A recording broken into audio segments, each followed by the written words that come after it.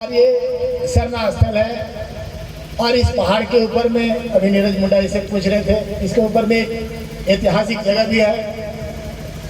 और ये कुड़वा में 19वां सरना प्रार्थना सभा का आयोजन किया गया है, जिसमें हम लोग सभी को उपस्थित है। हम आज के मुख्य अतिथि निर्मला भगत जी को, हमारे राष्ट्रीय अध्यक्ष नीरज मुंडा जी को, हमारे धर्मगुरु राजेश लिंडा जी को, चारे भगत, अनूप किंडो, हमारे नारायण भगत, हमारे महिला प्रकोष्ठ के सुहानी टीका जी और उसके सभी साथी, गैना कच्छप जी, और इसके साथ जितने भी तमाम सभी आए हैं, चतरा से रामदेव जी और उड़ीसा से भी हमारे दीपा बहन, इस तरह से जितने लोग आए हैं सभी को हम जय धर्म कहते हैं।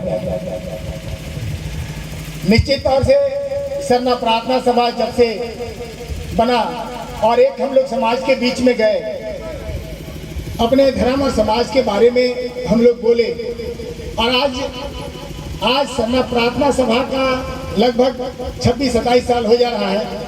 एक नई जागृति और एक नया सुधार हुआ है। जो भी कुरीतियाँ थी वो खत्म हुआ और हम एक अच्छे काम की ओर हम बढ़े हैं। और यहाँ पर हम लोग जो आज के तारीख में जितने लोग भी आज उपस्थित हैं, नहीं भी हैं, अपने दूसरे जगह भी हैं, सभी लोग आज सरना प्रार्थना सभा के एक आदेश का, या हम कहें कि उसके जो करने का कर्तव्य है उसको लोग फॉलो कर रहे हैं और आगे बढ़ रहे हैं। निश्चित तौर से इससे पहले जब सरना प्रार्थना सभा हम लोग शुरुआत कर रहे थे तो हम लोगों ने एक चीज देखे थे अपने समाज के बीच में कि हम लोग एक भटकाव के रास्ता में थे। पूरे सरना समाज, सरना धर्म के लोग एक भटकाव के रास्ता में थे। वो भटकाव का रास्ता कुछ लोग दूसरे धर्म की ओर उन्मुख हो रहे थे और दूसरे धर्म की ओर बहुत तेजी के साथ में बढ़ते जा रहे थे। हम लोग को लगा कि हम लोग इसको रोके। जब झारखंड आंदोलन हम कर रहे थे तो इस बात को भी देखे कि जो लोग हमारे सरना भाई हैं उसके आंगन में दूसरा का झंडा गड़ा हुआ है, सरना झंडा नहीं है, तो एक इस पर भी एक गलानी हुई कि हम इसको कैसे रोक सकते हैं या क्या कर सकते हैं। सरना प्रार्थना सभा के शुरुआत से पहले जब आंदोलन कर रहे थे उस समय भी हम लोग जितना बन पड़ा, झारखंड आंदोलन के समय में सरना नवयुवक संघ का गठन किए। वो उस समय ही सरना नवयुवक संघ का गठन, जैसे राउरकेला में या जगह जगह हम लोग जहाँ पर भी होता था वहाँ करते थे।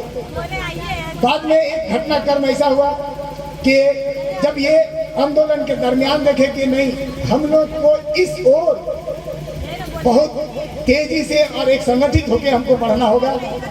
और इसके बाद हम लोग सभी कोई मिलके मुड़मा में और इसके साथ हम लोग वहाँ सरना प्रार्थना सभा का गठन किया। और मुड़मा के बाद हम लोग सभी जगह, वो उड़ीसा, बंगाल, छत्तीसगढ़, मध्य प्रदेश, या हम कहें कि नेपाल, बंगाल, ये सारे जगह हम लोग जाकर ये सरना प्रार्थना सभा के बारे में बताए और ये भी बताया कि हमारा सरना धर्म में सब कुछ है।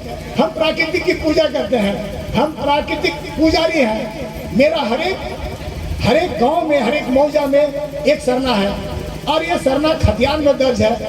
और उतने ही नहीं, उसके सेवा करने के लिए पाहन पुजार महतो कोटवार है और उसके पाहन पुजार महतो कोटवार को भी एक देने के लिए, उसके मैंने कहें कि उसको एक सेवा करने के लिए, उसका सेवा धन देने के लिए उसका एक अलग से जमीन है। और ये जमीन हर एक मौजा में है। वो हर एक मौजा में पाने जमीन, कोटवारी जमीन, भूत पूजा जमीन, ये सारा जमीन है, आज भी मौजूद है। आज हम लोग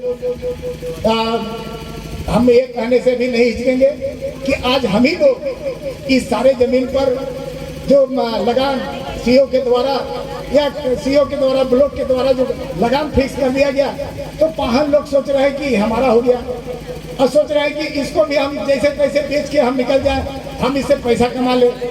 ये गलत हो रहा है। ये लगान जो उसमें फिक्स हुआ, जो लगान उस पर दर्ज हुआ ये गलत है। इसका हम लोग सरना प्रार्थना सभा के तहत हम लोग जगह जगह हम लोग विरोध कर रहे हैं और सभी लोगों को हम आह्वान करेंगे कि इस तरह का अगर जमीन में लगान तय हुआ है तो उसका विरोध होना चाहिए। हम बता दें कि यहाँ छोटनागपुर काश्तकारी अधिनियम बना है और संथाल परगना में संथाल परगना काश्तकारी अधिनियम है। छोटनागपुर काश्तकारी अधिनियम को अगर पढ़ लीजिएगा तो हमारा पूरा सरना का जो धर्म है, सरना धर्म और सामाजिक व्यवस्था है, ये सारा चीज लिखा हुआ है।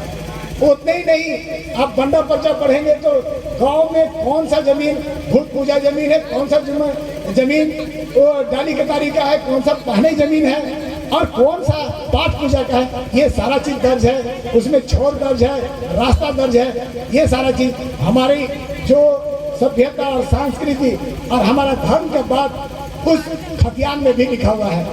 इसलिए दूसरे जगह का खतियान का कोई सिर्फ यही मतलब है कि वो खतियान दूसरे जगह का जमीन के संबंध में है, लेकिन इस छोटे झारखंड में खतियान का मतलब हमारा सरना धर्म का वहाँ पूरा धार्मिक व्यवस्था लिखा हुआ है। इस बात को हम लोग को समझना होगा। आज हम लोग जो परंपरागत पूजा पाठ करते हैं, परंपरागत हम जो पूजा पाठ कर रहे हैं, इस परंपरागत पूजा पाठ को भी हमको लेके चलना होगा, छोड़ना नहीं होगा। हम लोग सरना प्रार्थना सभा करने में बहुत हमारे बीच से धर्म बाप बन जा रहे हैं। लोग अपना नियम चला रहे हैं, ये गलत है। जो परंपरागत पूजा पाठ है वैसे ही करें। डंडा कटना करना हो तो जो एक व्यवस्था अंडा, चूल्हा मट्टी, चावल गुड़ी, कोयला का चून और चावल और सूप से किया गया है और उसमें जो हम पवित्र चीज हड़िया का जो तपवान देते हैं, ये सारा चीज रहना चाहिए। जो चीज हमारे घर में उपलब्ध है हम उसी से हम पूजा करते हैं, देहाती मुर्गी के अंडा से। ये चीज को हमको समझने की जरूरत है।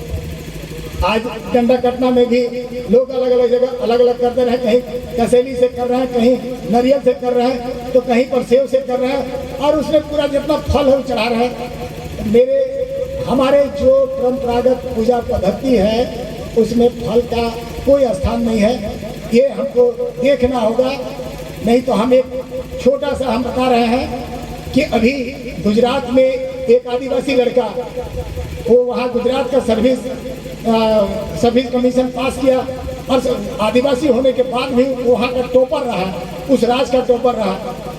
वहाँ के जनरल लोग, जो वहाँ के जनरल जाति के लोग हैं, उन लोग उसके ऊपर में केस किए, कहे कि ये आदिवासी नहीं है, ये इसके घर में हिंदू का देवी देवता का मूर्ति है और ये हिंदू रीति रिवाज से अपना सभी क्रियाक्रम करते हैं, इसलिए इसको आदिवासी नहीं माना जाए। और ये कह के केस किया और कहा कि इसका रिजल्ट रद्द किया जाए।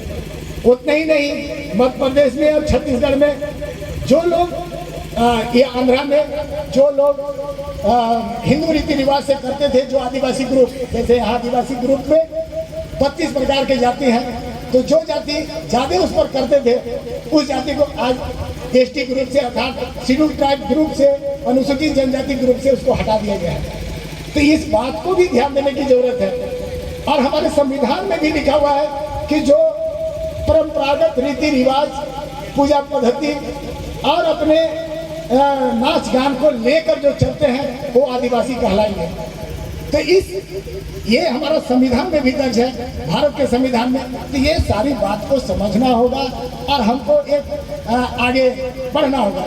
हम प्रकृति की पूजा करते हैं, प्रकृति की पूजा हम एक, यहाँ जंगल ही जंगल है, हम अभी भी कहते हैं कि आज यहाँ पर बहुत सखुआ पेड़ है। हम एक सखुआ पेड़ को, एक विशेष स्थान को हम सरना मानते हैं और सरना मान के हम उसकी पूजा करते हैं। वो स्थान बहुत शक्तिशाली होता है और वो उस शक्तिशाली स्थान में जैसे भी हम लोग पूजा किए, वो शक्तिशाली स्थान मेरा सरना कहलाता है। और ये हम जिंदा पेड़ की पूजा करते हैं और जिंदा पेड़ की पूजा अर्थात ये पेड़ की पूजा, हम जिंदा पेड़ की पूजा करते हैं और जिंदा पेड़ हमको हवा देती है, पानी पिलाती है, हमको छाया देती है, हमको फल देती है और ये जमीन को बंजर बनने से बचाती है। हमको यहाँ एक उपजाऊ देती है, हमको छाया देती है। ये सारी बात बहुत बड़ी बात है। और हमारे पूर्वज, उस समय जंगल ही जंगल था और उस समय ये पूजा पाठ किए, तो सोच लीजिए कि कितने मेरे पूर्वज बुद्धिमान थे। पूरे जंगल से खोज के, बहुत सारा पेड़ था, कर्मा की 3 डाली को लाके अखड़ा में लाके वो पूजा किए। कर्मा एक ऐसा पेड़ है, आज वैज्ञानिक रूप से वो साबित हो चुका है कि वो 24 घंटा कार्बन डाइऑक्साइड लेती है और ऑक्सीजन छोड़ती है। और ये कर्मा हम उस समय मनाते हैं जब हम धान जब फूटने लगता है, तो हम उसकी एक कामना करते हैं कि भाई ये धान में बढ़िया दाना बने, बढ़िया एक पुष्ट दाना बने, ताकि हम मानव जाति के साथ में जितने भी यहाँ जीव जंतु पक्षी सभी को ये दाना खा के संतुष्ट रहें और अपना जीवन आगे बढ़ाएं। कर्मा एक भाई बहन का त्यौहार है। कर्मा भाई और बहन का त्यौहार है, जो कि एक हमको अटूट प्रेम में बांधता है। तो ये सारी चीज को अगर हम अपनी बात को बहुत गहराई से अगर देखें, तो ये हमारा जो रीति रिवाज है कहीं पर भी थोड़ा सा भी कम नहीं है, उतना ही नहीं। कर्मा में जो कहानी है, 2-3 तरह का कहानी है। ननका ननकी का, कर्मा और धर्मा का, कर्मा धर्मा सहित 7 भाई बहन और गोतनी का है। तो इसमें अकाल पड़ता है तो जो आदिवासी क्षेत्र रहता है उस तरफ पानी आती है और उस तरफ ज़्यादा धान होता है। उस धान को चावल बना के और उसके साथ में दाल उल को भी लाद के, मलंग लाद कहने मतलब कि बैल, उस समय जंगल ही जंगल था, तो बैल के दोनों तरफ जो लादते हैं उसको मलंग कहते हैं। मलंग लाद के वो व्यापार करने के लिए गए और वो व्यापार करके जिस दिन लौटते हैं उस दिन भी कर्मा रहता है। और एक इस तरह का एक कहानी है। तो ये व्यापार करने का भी हमारा है, शिक्षा का है। तो हम इससे एक हमको शिक्षा लेना चाहिए कि आज हम व्यापार की ओर बहुत कम है, हमको व्यापार करना चाहिए, तब हमारी आर्थिक स्थिति एक मजबूत होगी। हमको शिक्षा लेना चाहिए और शिक्षा लेना चाहिए, तब हम एक शिक्षा में भी आगे हम और अच्छा से बढ़ेंगे। उस कर्मा और धर्मा की कहानी में अभी तुरंत हम लोग का बहुत जगह अभी कर्मा अभी भी है। द्वितीय कर्मा होता है तो वो कर्मा भी बचा हुआ है, एकादशी का कर्मा से शुरू होता है। तो ये कर्मा और धर्मा के कहानी में हमको सारी शिक्षा मिलती है कि हम व्यापार करें, हम अच्छे से शिक्षा लें, हम अपने कर्म और धर्म पर हम दोनों काम करें। जब हम कर्म कर रहे हैं तो धर्म पर भी करें, ये कहानी में है। और जब हम कर्म करते हैं और धर्म नहीं करते हैं तो हमको अनर्थ होता है। इसलिए जब हम दोनों काम करते हैं तो हमारा जीवन एक खुशहाल होता है।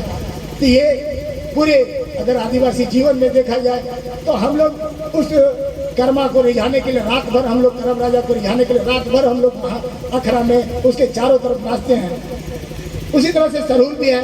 तो ये सारे चीज हमारे बीच है। और उसके बाद में भी अगर हम कहें तो घर की शुद्धिकरण या शादी ब्याह का रीति रिवाज हमारा एक अपना है। और उस शादी ब्याह का रीति रिवाज में भी अगर आप गौर से देखेंगे तो बहुत ही जो उसमें सामग्री लगती है या जो उसमें मेहमानी के समय किया जाता है या शादी के समय किया जाता है, जो नेक चाक, वो बहुत ही सटीक है, बहुत अच्छा है, कहीं से भी दूसरे से कम नहीं है। लेकिन आपको देखना पड़ेगा, दूसरे का नकल नहीं करना पड़ेगा, देखना पड़ेगा कि हम हैं, मेरा ये रीति रिवाज है, ये हम इस रीति रिवाज को हम मानेंगे। एक बोला ही जाता है कि जब हम अपना काम करेंगे तो दुनिया देखेगी और दुनिया बोलेगी कि ये आदिवासी का एक अपना रीति रिवाज है, इसका अपना खान पान है, इसका एक अपना पर्व त्यौहार है, इसका एक अपना रीति रिवाज है। तो ये आज के तारीख में हम लोग आज निश्चित तौर से 27-28 साल राजी पढ़ा सरना प्रार्थना सभा का हो रहा है। और इस दरमियान में हम लोग जो आगे बढ़े हैं तो इस बात को भी हम लोग बहुत गंभीरता से लें कि हमारी जो एक परंपरागत व्यवस्था है उस व्यवस्था को हम सुचारू रूप से एक आगे बढ़ा के ले चलें। और जब हम आगे बढ़ा के ले चलेंगे तब हम दूसरे धर्म से अपनी बात को हम तुलना कर सकेंगे, तब हमारे बच्चे भी वो जानेंगे, तब हमारे बच्चे भी इस बात को जानेंगे कि हमारा धर्म कितना अच्छा है। आज कहीं पर हम लोग का लिखित नहीं है, हमारा कोई ग्रंथ नहीं है, इतना तक कि गाना के किताब भी आज लोग कुछ बहुत लिख रहे हैं, लेकिन एक जो होना चाहिए एक ग्रंथ के रूप में वैसा नहीं है। हम लोग एक चाहेंगे कि भाई जो भी पढ़े लिखे हम लोग हैं, इस पढ़े लिखे लोग को आज इस बात को लिखना चाहिए। लिखने में ही तकलीफ है कि लगभग 10 किलोमीटर के बाद या 10 माइल के बाद में तो लगभग कुछ ना कुछ रीति रिवाज में फर्क पड़ जाता है। तो सारे बात को जिक्र करते हुए लिखना पड़ेगा कि यहाँ ये है, वहाँ ये है, यहाँ थोड़ा सा अंतर है, लेकिन अगर मिला जुला के देखा जाए तो सभी जगह से एक रूपता है।